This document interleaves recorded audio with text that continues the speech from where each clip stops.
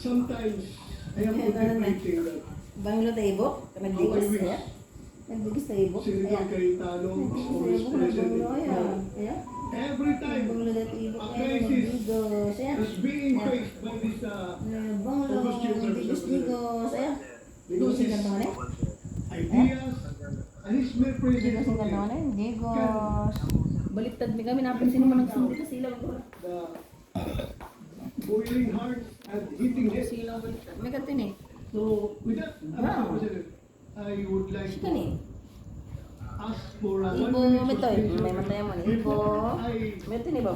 I made my Nagboy ka picture. Ito final ni. Ayan. decision, the manifestation of Senator Cayetano. I would like to confer with my two moments, Mr. President. Ay, Ibo, Init naman ang Ibo, Pangulo check. ito, Mr. President. Thank you. Ibo, 1 minute Ibo, suspension. Session is suspended. Ibo, Ibo. Si Batorni. Sabi ni Senator Alan Cayetano, kasi biniro niya si Senator Bato, di ba, kanina, na Batorni kasi he speaks like an attorney daw. Kahit hindi siya abogado. Ako 2 points pa yung lumutang sa akin. Oh, may kataw. At least 5 senators. Yeah. Yun, yung una yung tungkol sa propriety na kung meron mang maghihiling na i-dismiss itong mga ganitong kaso ay dapat yung mismo inaakusahan. Yung kampo po ni Vice President Sara Duterte. At hindi po yung mga nakaupong judges. Kahit sa lower court, ganun din. Diba?